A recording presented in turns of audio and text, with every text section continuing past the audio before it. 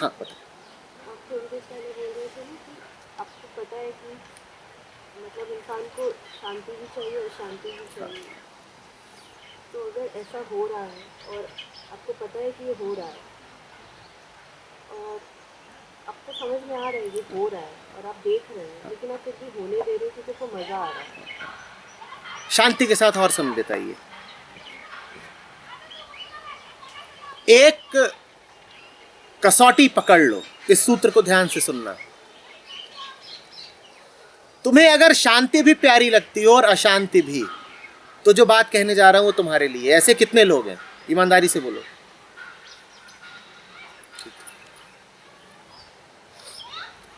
अशांति के साथ तुम 100 जन्म बिता लो, अशांति के साथ तुम चाहे जितनी कसमें खा लो, तुम्हारे मन के एक बहुत गहरे और पुराने कोने को शांति तब भी प्यारी रहेगी। शांति के प्रति तुम्हारी कभी पूरी वफादारी नहीं हो पाएगी। ये प्रयोग बता रहा हूं तुम्हें। अशांति के प्रति कभी तुम्हारी पूरी वफादारी नहीं हो पाएगी। अशांति के साथ तुम जितना गठबंधन करना कर लो अशांति के साथ, और शांति का अपनी तरफ से पूर्ण परित्याग कर दो। तुम कहो कि शांति के साथ संबंध विच्छेद, कोई लेना देना नहीं, तलाक तलाक तलाक, शांति हमारी कोई लगती नहीं, और 100 जन्म रहो तुम अशांति के साथ। 100 जन्मों बाद भी तुम यही पाओगे कि अशांति से पूरी तुम्हारी वफादारी निष्ठा हो नहीं पाई है। तुम अभी भी शांति की ओर आकृष्ट हो रहे हो, थोड़ा थोड़ा हो रहे हो, लेकिन हो रहे हो। क्यों? क्योंकि शांति स्वभाव है तुम्हारा, अशांति नहीं स्वभाव है। ये बात अभी मैं कह रहा हूं, जो प्रयोग में कह रहा हूं उससे प्रमाणित हो जाएगी। मैं तो कह भर रहा हूं, पर प्रमाण भी सामने है।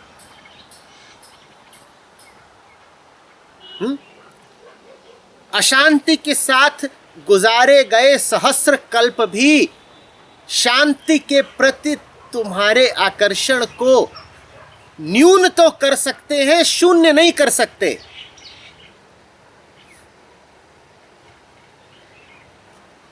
तुम परमात्मा को भूल तो सकते हो, पर पूरी तरह कभी नहीं भूल सकते। बात आ रही है समझ में? इसके विपरीत अगर तुम शांति के साथ समय बिताओगे तो अशांति से तुम्हारा नाता पूरी तरह टूट जाएगा, क्योंकि वो नाता था ही कच्चा। अशांति के साथ कितना भी समय बिताओ, शांति से तुम्हारा नाता पूरी तरह कभी नहीं टूटता, क्योंकि वो नाता पक्का है, स्वभाव है, सत्य है। और शांति के साथ अगर तुमने समय बिता लिया तो अशांति से तुम्हारा नाता टूटने लग जाएगा। उस घर की बुनियाद झूठी है, उस पर ठोकरें पड़ेंगी, वो गिर जाएगा। ये अंतर है दोनों। इसीलिए शांति बहुत डरती नहीं। इसीलिए परमात्मा तुमसे कहता है कि तुम जाके घूमना फिरना चाहते हो, जरा भटकना चाहते हो, जाओ भटको। किस विश्वास पर परमात्मा तुम्हें यह कह देता है कि जाओ भटको संसार में? तुम भटकना चाहते हो, बच्चों घूमो फिरो, किस आधार पे कह देता है? बोलो। नाता, नाता पक्का है।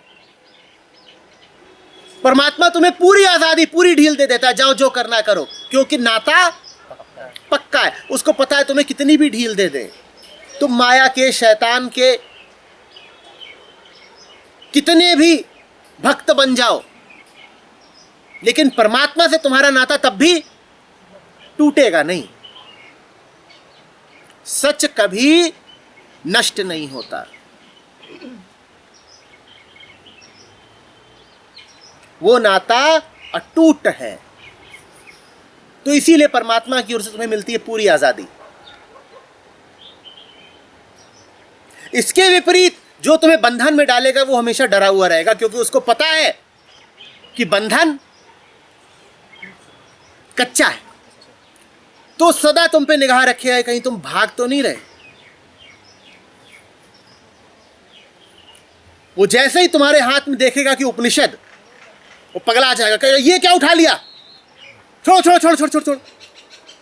बिल्कुल उसका दिल धड़क जाएगा, क्योंकि उसको पता है कि उपनिषद से थोड़ी सी तुम्हारी नजदीकी बनी नहीं कि तुम वो सब त्याग दोगे जो झूठा है। तुम 100 तरह की बेवकूफियों में लगते हो, कभी परमात्मा आके तुम्हें रोकता है? पर तुम जरा सा सत्संग की ओर चलते हो और परिवार आके तुम्हें रोक देता है। हाँ या ना?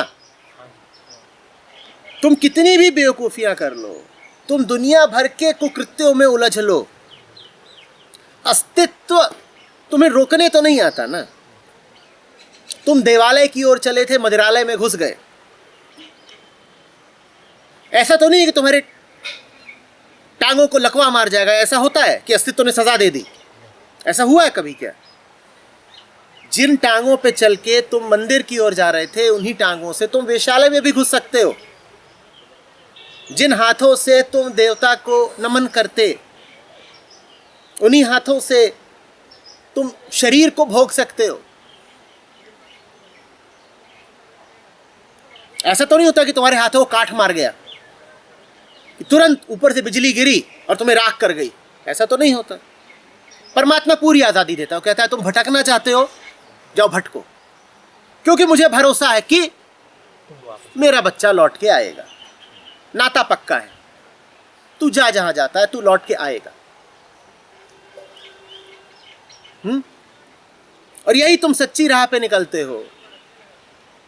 तो जितने तुम्हारे मायावी रिश्ते नाते होते हैं, वो देखा है कैसे अकुला जाते हैं। क्या कर रहे हो, कहां जा रहे हो, क्यों जा रहे हो?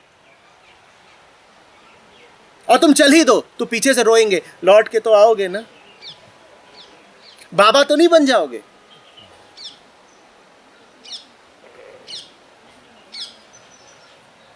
भाई वो बाबा बन गया, तू बाबी बन जा। दुनिया बुलाएगी तुझे, हाय बॉबी।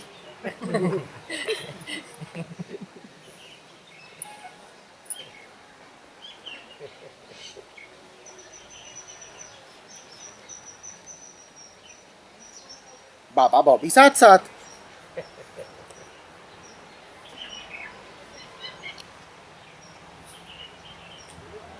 तो देखा है जमाना कितना कांप जाता है, व्याकुल हो जाता है, जैसे कि कोई बुद्ध चलता है सत्य की ओर।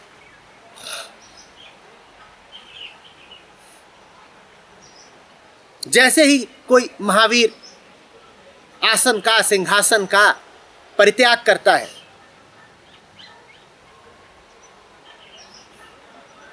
समाज की दृष्टि से पूर्णतया नग्न हो जाता है,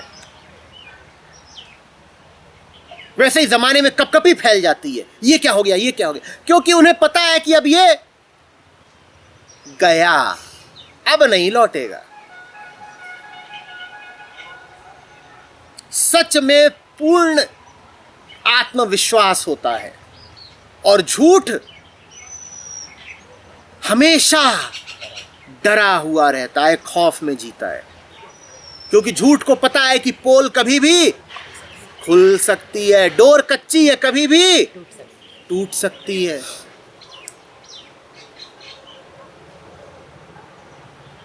तो जहां भी डर है वहां झूठ है।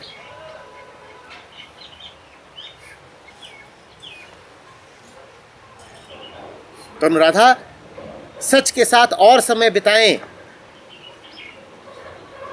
और झूठ जब अकुलाए तो ताली बजाएं। कहीं तुम्हारी व्याकुलता बताती है कि तुम झूठे हो।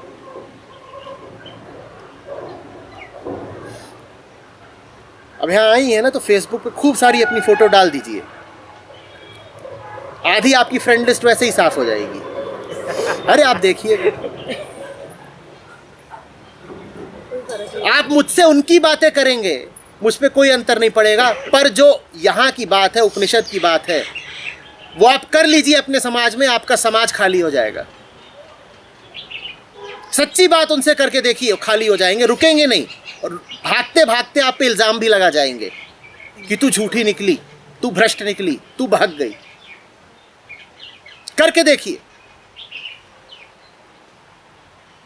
आप तो उनके समाज में, उनकी महफिलों में, उनकी गोष्ठियों में, उनकी चर्चाओं में खूब शिरकत करती हैं, उन्हें यहां ला करके देखिए, उनका दम घुट जाएगा। आप उनके साथ जाते रहे तब तक मामला बनेगा, आप उन्हें सच्चाई की ओर ले आई, आपके रिश्ते टूट जाएंगे। अशांति बेचारी की यही तो मजबूरी है, वो शांति को बर्दाश्त नहीं कर पाएगी। शांति अशांति के मध्य भी कायम रह सकती है। दुनिया भर की अशांति के बीच भी शांति कायम रह सकती है, लेकिन अशांति का अगर तुमने शांति से स्पर्श करा दिया तो अशांति मर जाती है।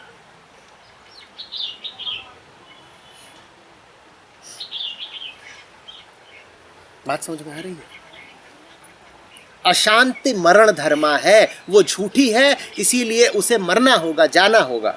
ये बात वो जानती है, इसीलिए वो हर समय व्यग्र रहती है, खौफ में जीती है। और शांति नित्य है, अमर है, इसीलिए वो अशांति को चुपचाप देखे जाती है, झेले जाती है, साक्षी रही आती है।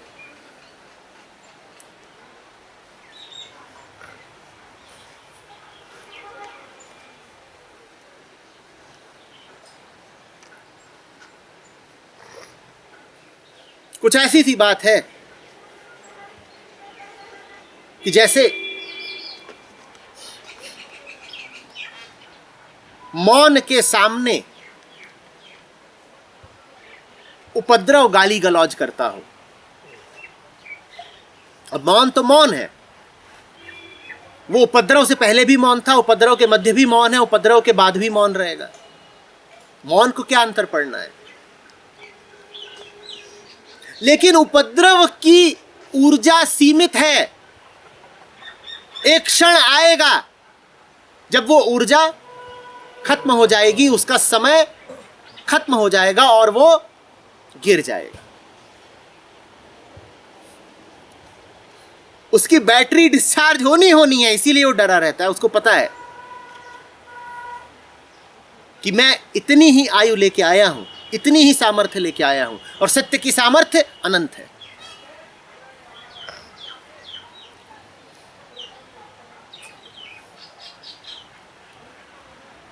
जो डरा होता है वो हिंसक हो जाता है। इसीलिए समाज संतों के प्रति बड़ा हिंसक हो जाता है। झूठ बोलने वाले घूम रहे हो, उन्हें समाज में खूब स्वीकृति मिल जाएगी। कोई सच बोलता हो, उससे बड़ा आपका कोई दुश्मन नहीं।